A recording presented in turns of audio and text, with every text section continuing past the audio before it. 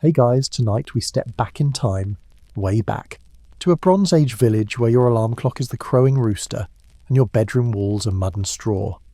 You wake to the smell of smoke curling through the morning air, the distant bleating of goats, and the steady hum of a world that's equal parts harsh and oddly comforting. But let's be real. If you think your modern life is rough, you probably won't survive a rainy season in this village. Mud sticks to your boots like a second skin. Food spoils faster than you can say storage, and every day is a balancing act between nature's whims and your will to keep going. So, before you get comfortable, take a moment to like the video and subscribe, but only if you genuinely enjoy what I do here. And hey, drop your location and local time in the comments. I'm always curious where you're tuning in from. Now, dim the lights, maybe turn on a fan for that soft background hum, and let's ease into tonight's journey together. You start your day in a small cluster of huts, each built from mud bricks mixed with straw and dried reeds. These walls, thick and heavy, hold in warmth, but also let in the occasional squeak of a rat or the chill of a draught. Your roof, made of layered branches and thatch, is sturdy enough to keep out the sun but not always the rain. Smoke from your hearth lingers, mingling with the fresh earth scent of the village. This is the Bronze Age, roughly 3300 to 1200 BCE, a time when humans began working with metal tools and weapons, transforming agriculture, crafting and warfare. Your village is tiny, perhaps a few dozen families huddled together for safety and shared resources.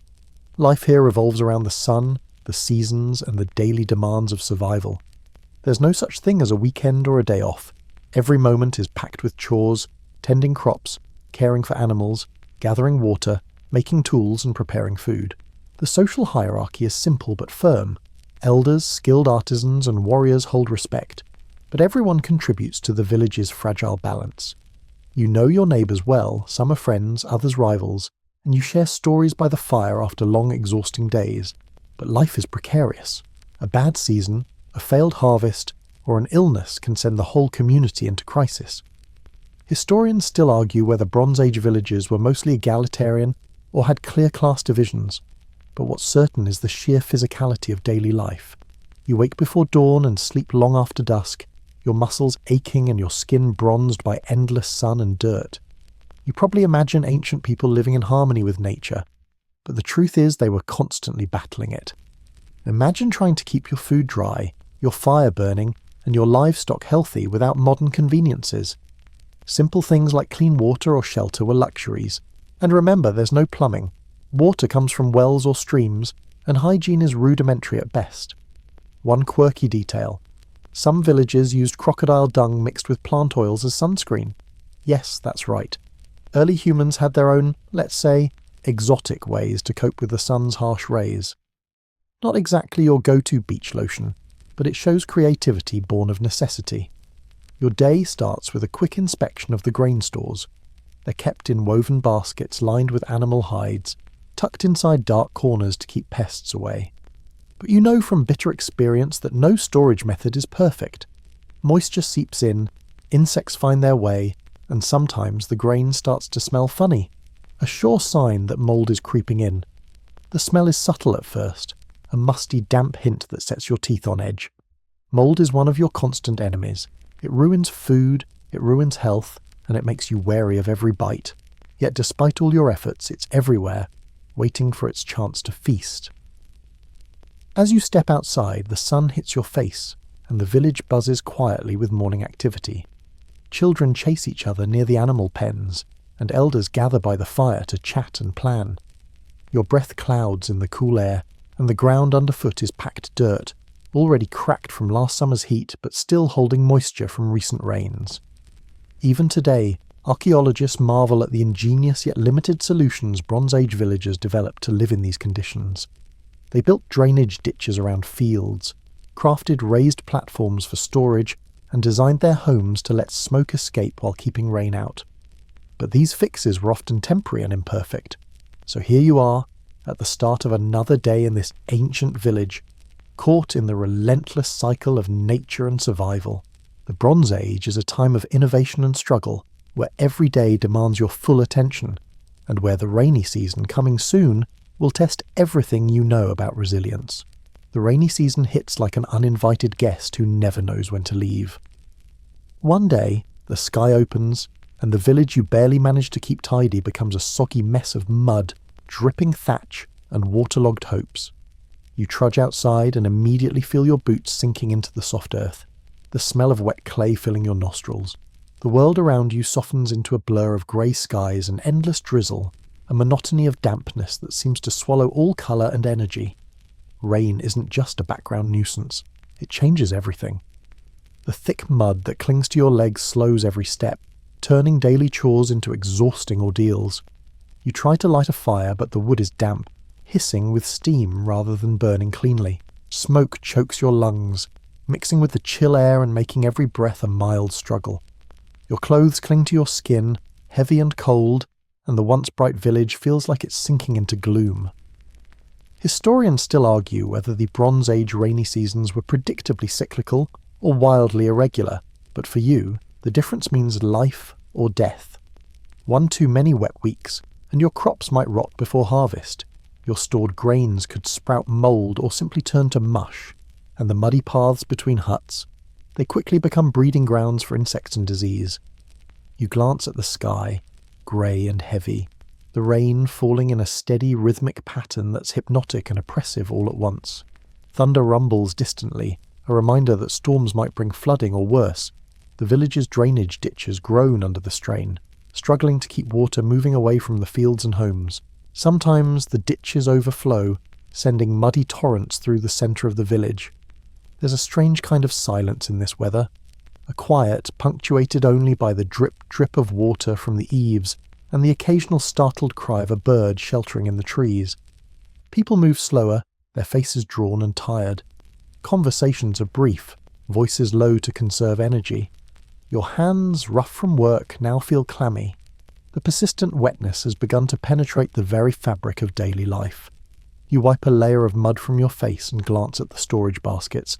A dark spot is spreading across the surface of last season's barley. Mould, silent and deadly, is already gaining ground. It's not just the food that suffers. Your livestock, huddled in muddy pens, seem listless and less lively than usual. Mud and standing water breed parasites and infections, which can spread quickly among animals and people alike. You worry about the health of your goat herd, knowing that a loss here could mean weeks of lost milk and meat. The village healer, an old woman with a reputation for herbal knowledge, warns of respiratory troubles common in these damp months. She tells stories of ancestors who suffered lung sickness when the rains wouldn't relent. You wrap your cloak tighter, the fabric damp but the only shield you have against the chill. And then there's the psychological weight, the constant grey sky, the endless dripping, the feeling that the world is shrinking. Seasonal affective moods are real, though no one back then had the words for it. You notice how even the children's laughter sounds quieter, the games fewer. A quirky historical tidbit. Some Bronze Age villagers made rain charms from carved bone or shells, hoping to either summon the rain to save crops or stop it from washing everything away. Whether they believed in magic or not, it was a small comfort, a way to feel some control over a merciless season. You pause to listen. The rain patters against the leaves and rooftops, steady and unyielding. You think of all the generations before you who have endured this same onslaught, the same mud, the same spoiling food and sick animals. Some villages survived by luck, others by innovation, but all were tested by the rainy season's cruel persistence. You trudge back inside your hut, boots squelching in the mud, knowing the worst is yet to come, and that mould, water, and despair are quietly ruling your diet and your days.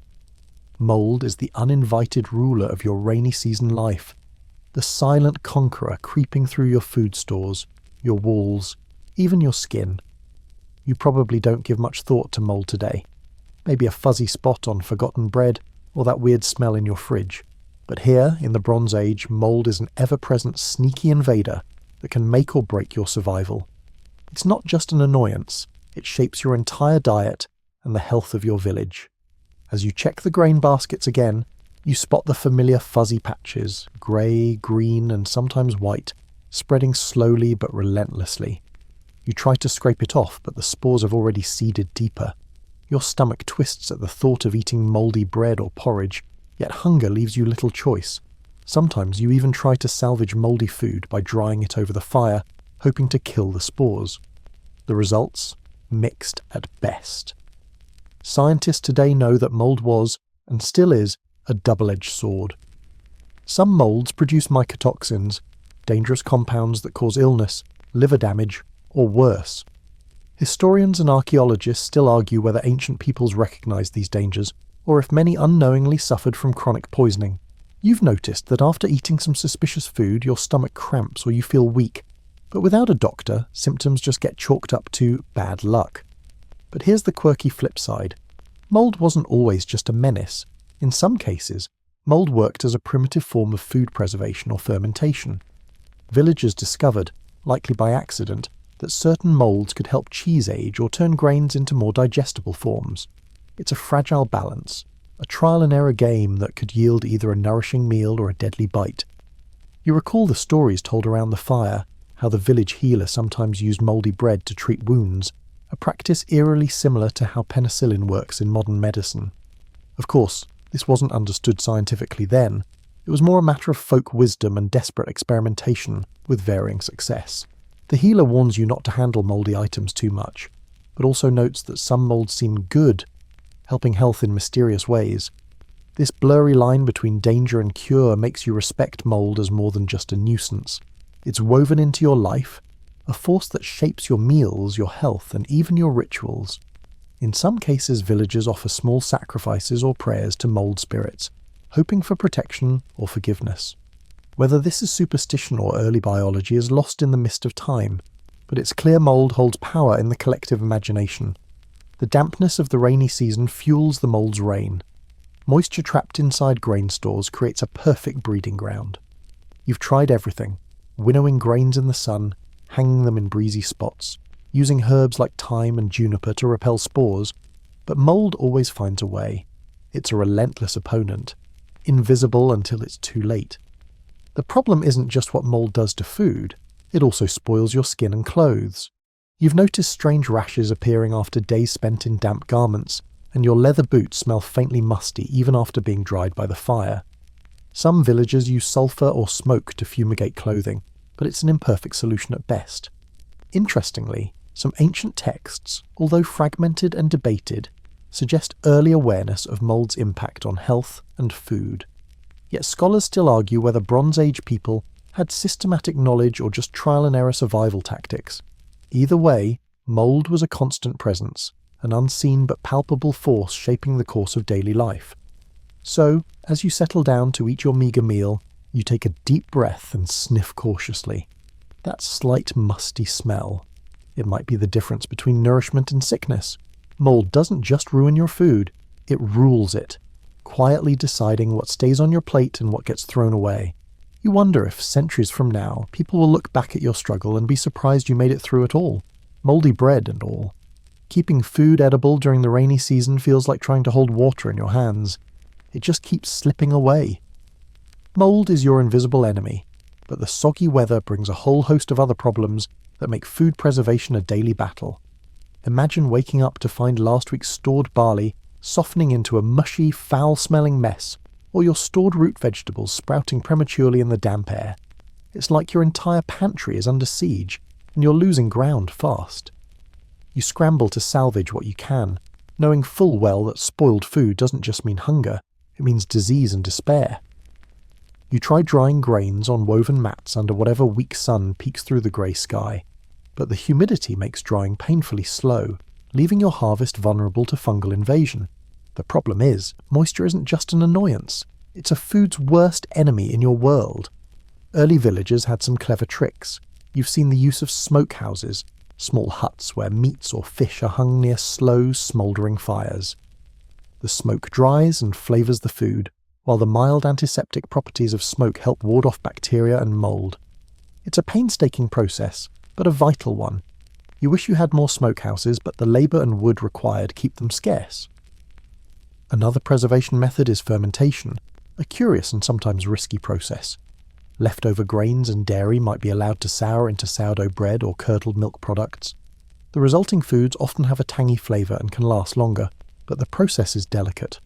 One wrong step and you get spoiled food instead of preserved delicacies. Fermentation's a bit of a gamble, and villagers treat it like a kitchen ritual shrouded in superstition.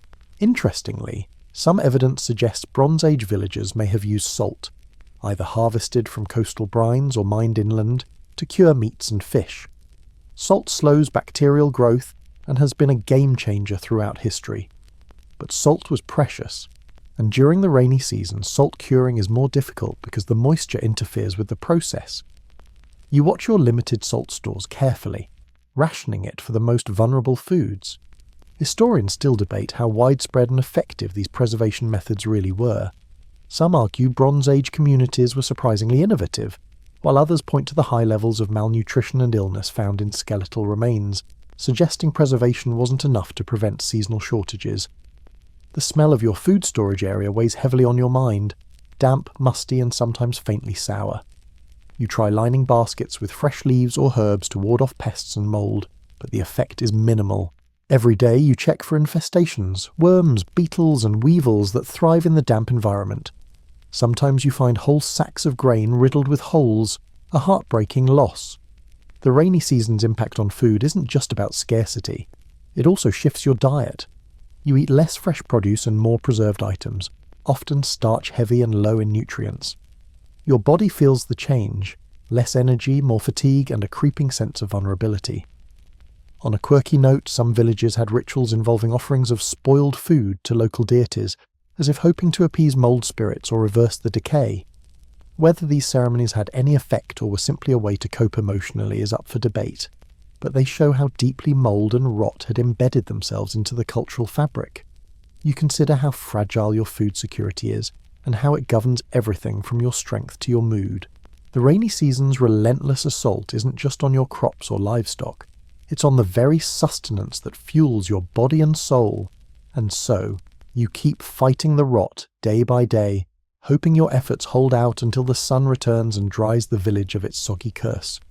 The soggy season transforms your fields into a squishy, treacherous mess where crops struggle just to survive. You head out to the farm early, boots sinking into the mud, and survey the landscape. Soft, waterlogged soil stretched between crooked rows of barely recognizable plants. What was once a promising patch of barley now droops under the weight of water, leaves yellowing or wilting as roots suffocate. Farming in the Bronze Age was already hard work, but the rainy season turns it into a gamble with nature that you're not always winning. Your tools, bronze sickles, wooden hoes, and stone ploughs, clog with mud and slip from your hands. The soil, saturated with water, loses the oxygen plants need to breathe, causing roots to rot or crops to fail outright. You remember last year's flooded field, when nearly half your harvest drowned before it could mature. Drainage is a constant concern. Villagers dig shallow ditches to channel water away, but the rain often outpaces their efforts. Historians still debate how sophisticated Bronze Age irrigation and drainage systems really were. Some suggest complex canals existed in early settlements, while others argue such infrastructure was minimal or rudimentary. Your neighbour, a seasoned farmer, warns you about soil erosion too. When water runs off the fields unchecked, it carries away the precious topsoil, the thin, fertile layer that makes your crops grow.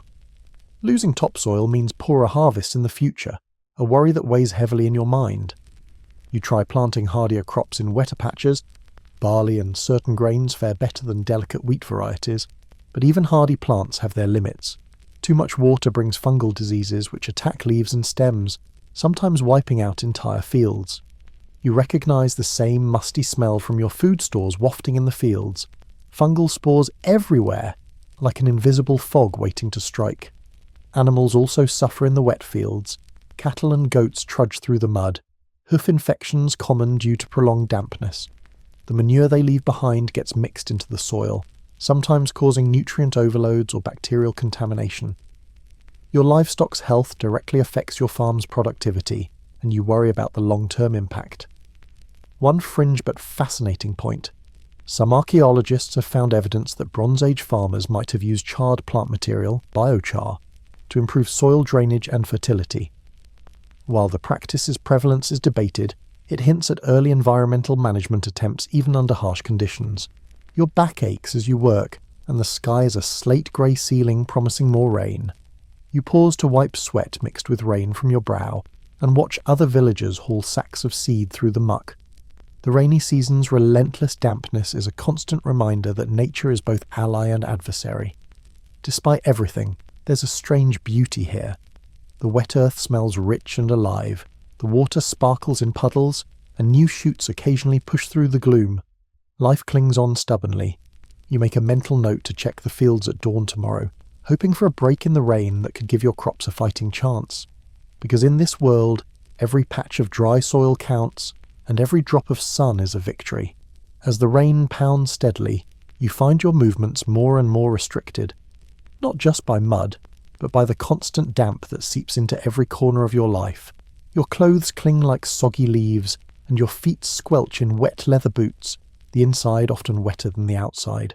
There's no quick escape from the pervasive moisture, and you grow to hate the feeling of cold skin pressed against your bones. You try to keep warm by the fire, but smoke stings your eyes, and the wood burns reluctantly, damp and crackling. The village smokehouses you rely on for preserving meat emit thin trails of smoke that do little to keep the chill away. You wrap a cloak tighter around your shoulders and squint through the dim light filtering in through your hut's walls. The air smells faintly sour, a mixture of smoke, damp earth, and something unidentifiable. Mold, maybe. Historians still argue how Bronze Age people coped with the psychological toll of these rainy months. Modern science calls it seasonal affective disorder, but back then it was a nameless, creeping sadness mixed with physical exhaustion. You notice how even the children's play slows, their laughter less frequent as the rain stretches on endlessly. Your neighbours speak quietly in the communal hut about illness spreading through the village, coughs, fevers, rashes. The damp environment is perfect for disease vectors, mosquitoes buzzing relentlessly, fleas and lice hiding in wet clothing. Respiratory infections are common, and you feel a nagging tightness in your chest after days in the cold, wet air. One surprising fact: some ancient communities developed early forms of quarantine during these rainy outbreaks, isolating the sick in separate huts. Whether this was a conscious health policy or simple superstition, it shows an early understanding of disease transmission, though limited by the knowledge of the time. The healer's role becomes crucial now. She brews herbal concoctions from roots and leaves collected on drier days, mixing bitters and aromatic herbs to soothe coughs and ward off infection. You've noticed her smoke sage around the huts, a ritual believed to purify the air and spirits. Scientific consensus still debates whether these practices had genuine antimicrobial effects or were largely symbolic, but in the damp misery, every hope counts. On a quirkier note, some villages hung bundles of dried herbs above doorways to repel insects. You catch a faint whiff of lavender mixed with juniper in your neighbour's hut, a delicate perfume in the musty gloom. Your body feels sluggish, weighed down by cold and damp. The combination of physical hardship, poor nutrition and constant wetness wears you thin. You miss the bright warmth of the sun, the firm ground beneath your feet, and the simple joy of a dry, crackling fire. Yet you keep moving, fetching water, tending to animals, helping neighbours patch leaks in their roofs. The rainy season might try to drown your spirit, but you're stubborn, built for this struggle even if you'd never admit it aloud. You glance outside as the rain continues to fall in a steady curtain, the muddy village paths shining like slick glass. Mold, disease, cold, and exhaustion. These are your companions now. And somehow, despite it all, life persists, stubborn and unyielding. With the rains relentless and your food stores under siege, your relationship with water shifts from necessary to downright dangerous. Clean water is vital, but the rainy season transforms once trusted sources into potential traps. You trudge to the village well or nearby stream, water dripping from your cloak, and notice the surface shimmering with more than just raindrops. Muddy runoff, decaying leaves, and invisible bacteria lurking in the depths. Contaminated water is a constant threat, especially during these soggy months. You know someone who got violently ill after drinking from a seemingly clear pool near the village. Historians still debate exactly how Bronze Age communities managed water safety, but it's clear they developed some ingenious practices and some mistakes. One common method you've seen is boiling water over fire to kill pathogens, but with damp wood and smoky fires the process is inefficient. Villagers also use ceramic vessels with narrow necks to keep water cleaner, and sometimes lined wells with stone to prevent collapse and contamination. These small innovations made a big difference. You also notice plants growing near water sources, reeds and cattails, that aren't just decorative. Some were harvested for their natural filtering properties, trapping silt and even absorbing toxins. There's a fringe theory that Bronze Age people might have used early forms of constructed wetlands to improve water quality, though evidence is patchy. Of course, stagnant pools become mosquito breeding grounds, and diseases like malaria and other vector-borne illnesses spread quickly. You hear the buzzing around your ears at night, a constant reminder that water, while life-giving, can also be death-dealing. Your daily water-gathering trips have become riskier. You try to collect rainwater directly into clean containers, an ancient but effective trick, but the relentless downpour makes storage and transport a soggy challenge. Covered pots sometimes grow mold or algae inside, turning your precious water into a brewing ground for sickness. On a stranger note, some villagers believed water spirits controlled rain and illness, and rituals to appease them were common. Whether these ceremonies influenced health or were comforting cultural practices remains debated among scholars, but they show how deeply intertwined water and survival were in your world. You stare into the cloudy water in your jug and wonder how many tiny dangers are invisible to your eyes. Drinking is necessary, but every sip carries risk. The rainy season teaches harsh lessons. Life depends on water, but water can also be your undoing. So you balance caution with necessity, trying to keep your household's water as clean as possible, knowing well that luck, hygiene, and ancient wisdom must all combine to keep sickness at bay in this damp, challenging time. As your village struggles with rain, mold, and mud, you turn your attention to the animals that share this soggy existence. Your herd of goats, sheep, and a handful of chickens. They're more than just livestock. They're your insurance against hunger when crops fail, your source of milk, meat, wool, and eggs. But the rainy season is brutal for them too, and their survival is as uncertain as yours. You wake early, the ground beneath your feet slick and cold, and head to the pens. You see your goats huddled together, their coats wet and tangled with mud.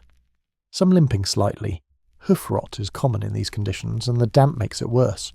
You've heard of entire herds lost to foot diseases, which spread quickly in muddy enclosures. Keeping animals dry is nearly impossible. Feeding them is another challenge. Pastures become soggy messes, and grazing is limited. You've had to ration stored hay and browse, often supplementing with gathered wild plants. Some weeds thrive in the wet, but they're not always nutritious or safe. You remember that odd bitter plant your neighbour fed the goats once, which gave them mild diarrhea. Learning the hard way which plants are safe is an ongoing process. Historians still argue about Bronze Age animal husbandry techniques. How much care was given to shelter, fodder, and disease prevention? Archaeological digs show some villages built raised pens or covered shelters, but not all had the resources. You feel lucky your village tries to protect its animals, but luck only stretches so far in the rain. Interestingly, certain animal behaviours during the rainy season seem to affect the village's diet in unexpected ways. Chickens stop laying as much, which means fewer eggs. Sheep produce thinner wool, less useful for weaving warm clothes. Goats' milk supply fluctuates, and without refrigeration the souring process accelerates, creating both a preservation problem and an opportunity for fermented dairy products. You recall the quirky observation that some ancient herders used herbs not just for humans, but in animal feed or bedding to repel parasites. Bundles of aromatic plants like thyme and mint sometimes appear in animal pens, a natural insect repellent. Whether this was systematic or trial and error is still debated. Your hands ache as you patch a broken fence panel to keep the herd from wandering into muddy marshes. Despite the hardship, your animals offer comfort and continuity, a living connection to better times and future hopes. Their survival is intertwined with yours. If they falter, so do you. The rainy season deepens, and you realise the delicate balance needed to keep your animals alive, healthy and productive. Each day you fight against mud, damp and disease for the sake of your four-legged family members, because in this world, every goat, sheep and chicken counts. You'd think mud would be your only enemy during these rainy months, but insects, tiny, relentless and downright maddening, stage their own siege on your village. They don't just bite or buzz annoyingly, they carry diseases and destroy crops, livestock and even your sanity. You're constantly swatting at mosquitoes, flies, and midges that thrive in the swampy puddles forming everywhere. Mosquitoes are the worst offenders, buzzing in your ears from dusk till dawn, turning every night into a battle of wills between you and itchy bites. You know these tiny creatures carry more than just irritation. They spread malaria, a deadly disease with symptoms that have plagued villages for generations. The ancient world's experience with mosquito-borne illness is a subject of ongoing debate among historians, with some suggesting it shaped settlement patterns and even social structures. Flies add insult to injury. They lay eggs in exposed food and animal waste, turning your storage and pens into breeding grounds for maggots and disease. You notice the constant swarming near water sources, a nasty reminder that wet equals buggy. You wish you could just tell the flies, "Hey, it's a rainy season, can you chill for 5 minutes?" On a lighter note, some Bronze Age communities developed early pest control techniques. Burning aromatic herbs like rosemary and sage to repel insects was common, and some villages placed sticky traps made from pine resin or tree sap. Whether these methods were effective or just lucky superstition is still debated, but they at least show an attempt to fight back. You've heard stories of villagers rubbing mud and plant oils onto their skin to mask their scent and confuse biting insects. The results? Mixed, but desperate times call for desperate measures. You've tried a mixture of crushed garlic and ash yourself, emerging smelling like a campfire with a hint of Italian restaurant. Insect-borne diseases don't just affect humans. Your livestock suffer from ticks and lice, leading to infections and weakened animals. The constant itching and scratching further reduce their productivity. Your neighbour talks about a fly plague last year that wiped out a significant portion of her sheep. The damp season's insect army is relentless, invisible, and insidious. You learn to live with constant bites, itchy welts, and the ever-present threat of disease. It's a grim reminder that the rainy season's challenges extend far beyond just mud and mould. Yet, despite the nuisance and danger, these insects play a role in the ecosystem, pollinating plants and serving as food for birds and amphibians. It's a complicated balance, one you've come to accept begrudgingly as part of your rainy season survival. You slap at another mosquito, sigh, and get back to work, knowing the bugs will be back again tomorrow, and the day after that, for as long as the rains last. You might think the rain just ruins everything, but it also brings gifts, water-loving plants that spring up like magic in the wet fields and forests. These plants become a crucial part of your diet, especially when stored foods run low or crops fail under the relentless damp. Foraging takes on new importance during the rainy season, and you become an expert at spotting edible wild greens, roots and berries that thrive in the soggy earth. You wander the misty edges of the forest, feeling the soft squish beneath your feet and the cool, damp air on your face. Ferns unfurl their delicate fronds, and clusters of wild onions, nettles and sorrel peek through the leaf litter. Some of these plants are bitter or tough, but with a little knowledge and a lot of trial and error, you learn which ones taste good and which might make you sick. A wrong bite could be a nasty surprise, but hunger is a strict teacher. One mainstream fact: archaeobotanical studies show Bronze Age people relied more on gathered plants than we often imagine, supplementing their diets with wild greens and tubers, especially when cultivated crops struggled in bad weather. This flexible diet likely saved many from starvation. You also discover mushrooms which thrive in damp, shaded spots. Some are delicious and nutritious, others deadly. You listen to old village stories passed down about which mushrooms to avoid, an oral tradition that is as much survival guide as folklore. Historians still debate the extent to which Bronze Age people understood mushroom toxicity versus simply avoiding the obvious dangers. A quirky note: some villages apparently fermented wild plants to make early vegetable pickles or sour soups, both tasty and practical for preservation. This fermentation adds nutrition and flavour, and helps fight mould by creating an acidic environment hostile to spoilage organisms. Foraging isn't without risks. The wet forests harbour snakes, spiders and biting insects, and slippery moss-covered stones can send you sprawling. But the rewards are worth it. You gather bundles of wild garlic, ramps and watercress, which add variety and vitamins to your otherwise starch-heavy diet.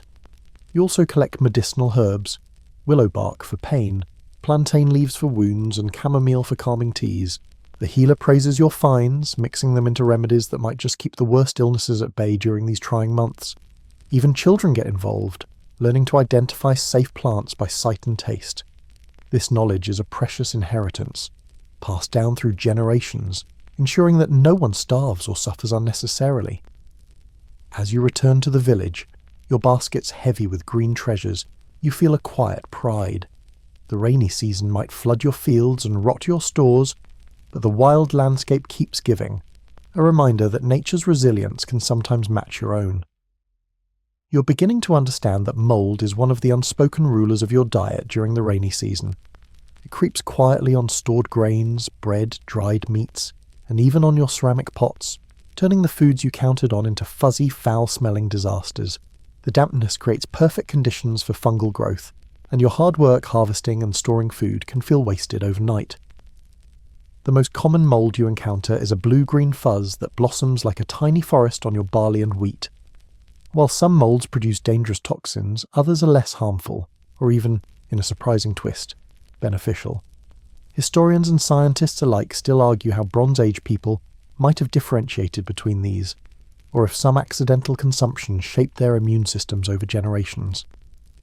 You've heard stories about ancient people using mouldy bread to treat wounds, a practice surprisingly effective against infection because of the natural antibiotics mould produces. Penicillin's discovery in modern times gave new meaning to these old remedies. Yet when mould invades your staple food, it's more a curse than a cure. Some fringe research suggests early cultures might have harnessed beneficial moulds intentionally, fermenting foods in ways that predate modern cheese and soy sauce. Although evidence is scarce and debated, it's a fascinating idea that your ancestors were accidental food scientists long before microbiology existed. Mould also competes with you for nutrients. When grains spoil, their nutritional value drops, and the mould can produce mycotoxins that make you sick. You've learned to smell and inspect your stores daily, tossing anything suspicious. But sometimes, desperation wins, and people eat questionable food, risking illness for survival. Storing food off the damp ground and in well-ventilated areas helps, but during heavy rains, even the best precautions sometimes fail. You notice that pits dug into the earth for storage are prone to dampness unless carefully lined and sealed.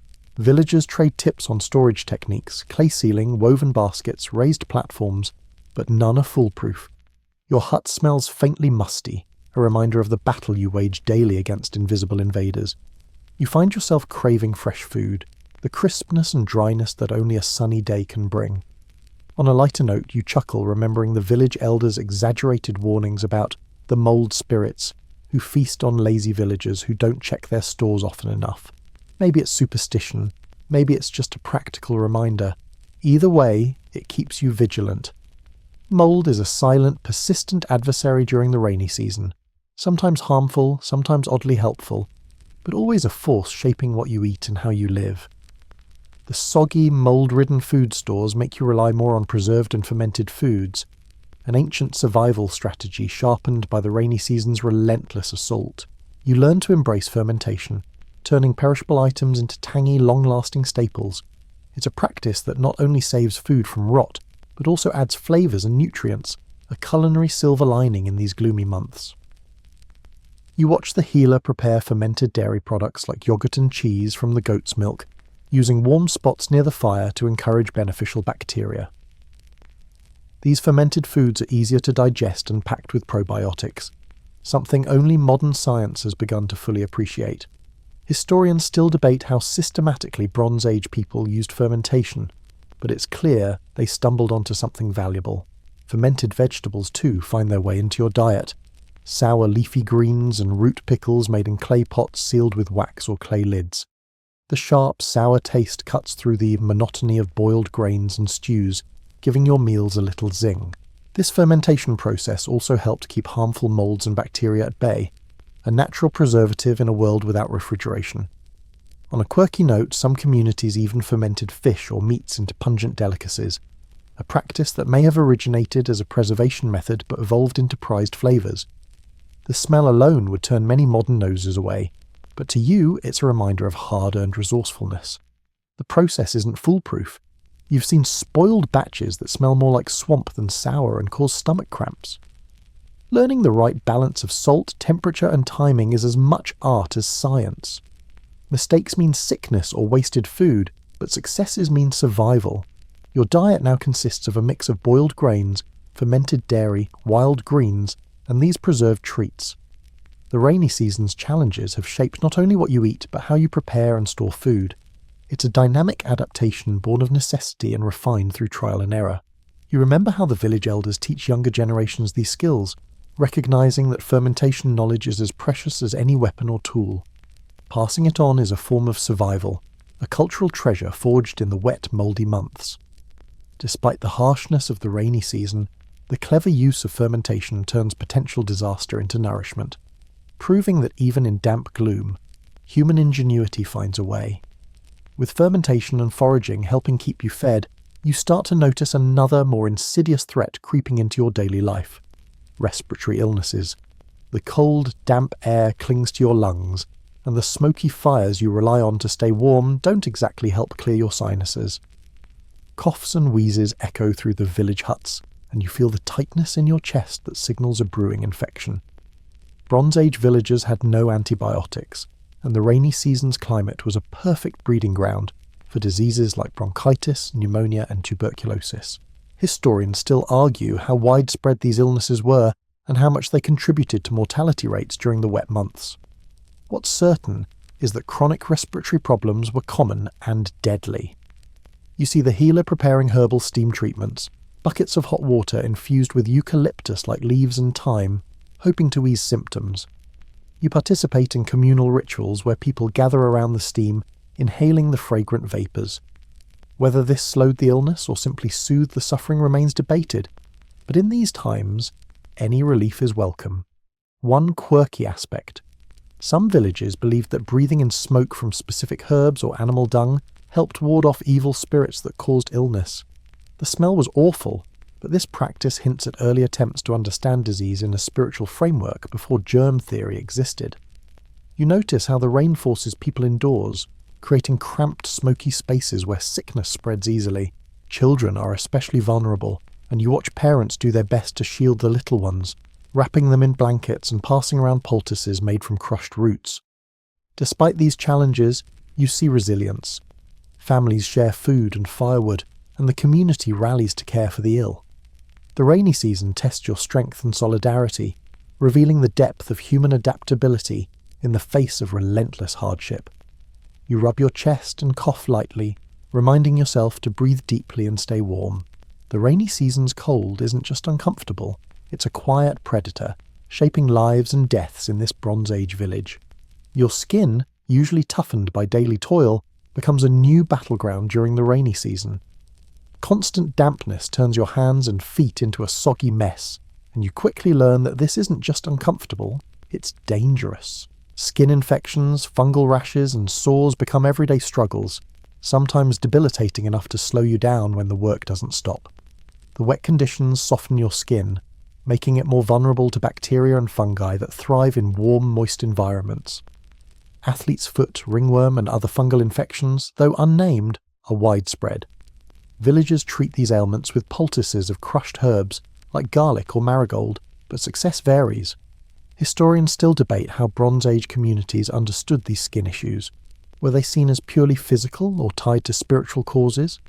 You notice your feet develop cracks and sores, and if untreated, these wounds can lead to more severe infections. You recall the elders' warnings not to walk barefoot in muddy areas, though that advice is hard to follow when dry shoes are a rare luxury. The constant dampness also promotes trench foot-like symptoms, a condition you know can become life-threatening without care. On a quirkier note, some villagers use mud itself as a sort of protective layer, covering exposed skin to prevent insect bites and scratches. It's messy, uncomfortable, and only a partial solution, but desperate times breed strange habits. You watch children rubbing mud and plant sap on their legs, an ancient form of bug spray and skin barrier. Whether it actually helps or just makes them smell earthy is still up for debate, but it speaks to the creativity of people trying to cope. Your hands grow rough and cracked from chopping wood and working in wet soil, but you also discover that certain herbal salves, made from beeswax and plant oils, soothe the pain and speed healing. These ointments are precious and carefully rationed during the rainy season. You realise your skin, much like your food and shelter, needs protection from the rain's slow, corrosive assault. It's another invisible enemy you must outwit daily to keep moving, working, and surviving. Every scrape or rash is a reminder that in this wet world, even your own body can betray you if you aren't careful. The rainy season doesn't just flood your fields, it floods your mind too. The endless grey skies, the constant damp, and the muddy toil create a mental fog that weighs on everyone. You feel it in yourself and in your neighbours, a creeping weariness, an impatience with the slow pace, and a yearning for sun you can barely remember. Historians still debate how Bronze Age people coped psychologically with such relentless environmental stress. You find yourself drawn to simple rituals for comfort, gathering around the fire to share stories, singing old songs, or crafting small trinkets from bone and wood. These moments offer relief from the wet, muddy monotony and strengthen the bonds that keep the village united. One quirky observation: some communities developed rain-specific ceremonies to appeal to gods or spirits, hoping to shorten the rainy season or make it more bearable. Drumming, dancing, and offerings of food and drink punctuate the grey days, blending spirituality with survival. Whether these rituals had any real influence or were mostly psychological is still discussed. Children sometimes act out, their energy boundless even as the village slows. You smile watching them splash in puddles or chase frogs, their laughter piercing the soggy gloom. It's a reminder that life continues despite the hardship. You also notice how the rainy season reshapes social interactions. People visit less often because the roads are impassable. You rely more on your immediate family and neighbours. Bartering slows down and everyone seems more cautious with their resources. Your dreams are often restless, filled with visions of sunshine and dry fields. Yet, you also dream of green forests and sparkling streams, signs of life that persist even in the rain. These images keep you hopeful, a mental refuge from the damp reality. Despite the gloom, there's a strange beauty in the rainy season's rhythm. The soft patter of raindrops, the deep, earthy smells, and the quiet moments of reflection. You learn that surviving isn't just physical, it's also about finding peace in the storm. As the rains persist, your village's architecture faces a relentless test. The mud brick walls you once took pride in now soak through and crumble, and your thatched roof leaks in places you didn't know existed. Keeping your shelter dry becomes a daily mission, or else you risk sickness, cold, and mouldy belongings. Bronze Age builders relied on natural materials that soaked up water like sponges, and drying times stretched out endlessly. You see neighbours reinforcing walls with fresh mud plaster, adding layers to plug cracks and keep the worst moisture at bay. These repairs are a community effort. Without them, the village could quickly become uninhabitable. You recall how raised floor homes, built on wooden stilts or stone platforms, are a clever architectural response to flooding. These elevated houses help protect food stores and living spaces from water damage. Whether this design was widespread or localized is still debated among archaeologists, but in your village it's a lifeline. Inside your hut, the damp air smells of earth and smoke from the fire. You try to keep the fire burning as much as possible, not just for warmth but to dry clothes and bedding. Still, smoke also worsens respiratory troubles, a frustrating trade-off. One quirky tidbit: some communities use plant oils or animal fats to coat mud walls and roofs, creating a rudimentary water-repellent barrier. This was labour-intensive and had to be reapplied regularly, but it slowed down the seepage. You also notice how the constant moisture encourages mould and mildew growth inside homes. Your pots, baskets, and even wooden tools show signs of decay. Storing valuables and tools in raised shelves or hanging them from the ceiling helps, but it's far from foolproof. The rainy season reshapes not only your daily chores, but your entire living space, turning your home into a fortress against water and dampness. Every crack patched and every roof reed replaced is a small victory in the ongoing battle against the elements. The village's survival depends on these adaptations, and on your willingness to keep up with the endless repairs until the skies finally clear. By now, the village paths have turned into endless mud rivers, and travel becomes a test of balance, patience, and stubbornness. You trudge through thick, sucking mud that clings to your sandals, or if you're lucky, bare feet, making every step a slow, exhausting effort. Crossing swollen streams and flooded fields turns a simple errand into a mini-adventure, fraught with slipping, falling, and cold water soaking through your clothes. Historians agree that Bronze Age communities were often quite localized during the rainy season, as travel became impractical or even dangerous. The soggy terrain limited trade and social visits, isolating villages and intensifying the pressure on local resources. Some evidence suggests that certain groups used rafts or dugout canoes to navigate flooded areas, though such watercraft weren't universal. You've tried balancing on fallen logs to cross puddles, arms flailing like a beginner tightrope walker. The wet wood is slippery, and one wrong move means a muddy plunge. Your neighbours warn about the risk of twisted ankles and worse, so you move cautiously, cursing under your breath at the ever-present mud. One quirky survival hack you've picked up: wrapping your feet in leaves or bark before slipping on sandals to keep toes cleaner and avoid cuts from hidden stones or thorns. It's an old trick passed down through generations, and while it doesn't make the mud vanish, it gives a bit of extra protection. You notice how the rain changes your village's social life. Market days are fewer and more chaotic, as traders risk muddy roads to deliver essential goods. You hear rumours of distant villages cutting prices because they're desperate, and you barter harder to stretch your stores. The muddy season also means fewer visitors, so news travels slower. You find yourself relying more on word of mouth from neighbours, who share stories and warnings about bad weather or approaching storms. Despite the inconveniences, you learn to find a rhythm: slow, deliberate steps, watching for firm ground, and accepting the occasional fall with a shrug. Mud is everywhere, but it's also part of your world, a messy reminder that nature rules here. After a long day, you scrape mud from your boots by the fire, grateful to be home, dryish, and one step closer to the season's end. With travel restricted and stores threatened, your community leans heavily on barter and local cooperation to survive the rainy season. The damp months force neighbours to share not just food, but knowledge, tools, and shelter, reinforcing bonds that keep the village functioning despite the challenges. You become part of a tightly knit network where everyone depends on each other, more than in the sunny, harvest-rich months. Barter in this soggy season is a delicate dance.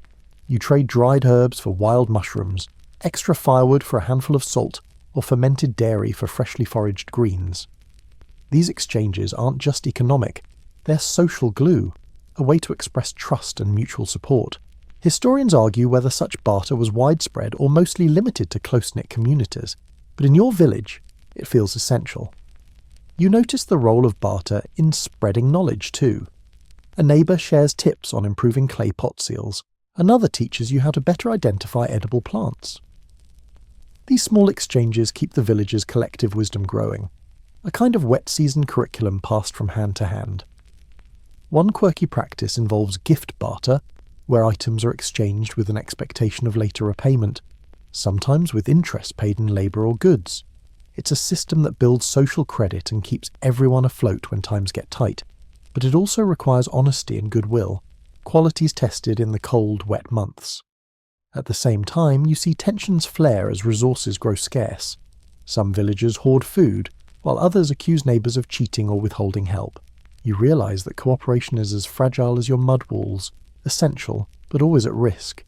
Despite this, you feel the warmth of shared effort and the resilience of a community bound by necessity. Barter isn't just about survival. It's about trust, respect, and the human connections that make enduring the rainy season possible. As you prepare for another long, wet night, you understand that this social fabric, woven tight through barter and mutual aid, is one of your greatest defences against the season's hardships. You've spent months wrestling with rain, mud, mould, and illness, and now signs of the rainy season's end start to tease the village. The sun's return isn't sudden, but gradual, like a shy guest at the door. First, the storms lessen, then days lengthen, and the heavy fog lifting feels like a collective sigh of relief. This shift sparks a flurry of activity. You and your neighbours rush to repair and dry the season-worn tools, firewood piles, and clothes soaked and faded by the relentless damp. Fields that were too muddy to work suddenly beckon. There's a bittersweet joy in the smell of drying earth, and in the warmth that starts to seep back into your bones. Historians still argue how Bronze Age communities timed their agricultural cycles precisely with seasonal shifts. But here, the return of sun signals the time to sow new seeds and prepare for a different kind of hard work. One quirky note: some villages held cleansing ceremonies after the rains, burning incense or herbs to purify homes and bodies from the season's mould and gloom. It's a ritual blending practicality with spirituality, a way to mark the cycle's turning. You watch children shedding their heavy clothes, splashing in drying puddles with a kind of jubilant recklessness, while adults carefully pack away rain gear and seal food stores that survived. There's chatter about trade reopening, journeys restarting, and festivals planned to celebrate survival and renewal. Even the birds seem to sing louder, the air lighter, and filled with new scents. It's a reminder that life pushes forward, relentless and renewing. No matter how long or hard the rains, you feel your own spirits lift, buoyed by the promise of sun, warmth, and the chance to rebuild stronger. The rainy season has tested you in every way, but it has also taught you endurance, community, and the delicate dance between humans and nature. Soon, you'll turn your eyes to the future, carrying the lessons of this wet, moldy, and unforgettable season with you. As the wet months fade and the land dries beneath the returning sun, you begin to prepare for the next cycle, an eternal rhythm between wet and dry, growth and rest. The rainy season has left its mark on your body, your mind, and your village, but survival has woven resilience into every part of your being. You gather with your neighbours to share stories of hardship and triumph, the whispered legends of mouldy bread that saved lives, and the rain-soaked nights when community fires burned brightest. These tales become part of the village's collective memory, passed down to remind future generations of the rainy season's relentless trials and the human spirit's stubborn will to endure. Historians still debate how much the Bronze Age rainy season shaped long-term social structures, but in your village it's clear. Cooperation, adaptation, and knowledge sharing were as vital as any tool or weapon. The rain wasn't just a natural force, it was a teacher. You reflect on how mould ruled your diet, turning rot into nutrition through fermentation, how your skin fought constant assault from dampness and fungi, how respiratory illnesses reminded you of the fragile balance between environment and health, and how, despite the misery, moments of joy and creativity flourished. One quirky legacy is the invention of clever rain gear and architectural tweaks you see everywhere. Leaves folded into hats, mud bricks hardened with secret additives, and homes raised just high enough to keep feet dry. These innovations, born of necessity, will ripple through time, influencing future generations' lives. As you prepare to move beyond this season, you carry with you a profound respect for nature's power and a quiet confidence in your own resourcefulness. The rainy season may have threatened to wash away your world, but instead, it shaped it, etched into your skin, your meals, and your stories. You look ahead, ready for the sun, the planting, and the slow, steady rebuilding that follows. The rainy season's trials have ended, but its lessons will linger, whispering in the wind and the crackle of fires for generations to come. Now, as the rains finally retreat and the earth exhales, you can feel the weight of the season begin to lift. The dampness in your bones slowly fades, replaced by a gentle warmth that seeps through your skin like a soft embrace. The village settles into a quieter rhythm, the hurried pace of survival softening into a more peaceful, deliberate beat. Close your eyes and imagine the drying fields under a pale sun, the faint scent of fresh grass mingling with the lingering musk of wet earth. Hear the distant call of birds returning to familiar trees, their songs weaving a calm soundtrack to this new beginning. Your body, tired but unbroken, feels the relief of clean air and open skies. It's okay to let go of the tension the rainy season has wrapped around you. The mouldy breads, the muddy roads, the aches and coughs.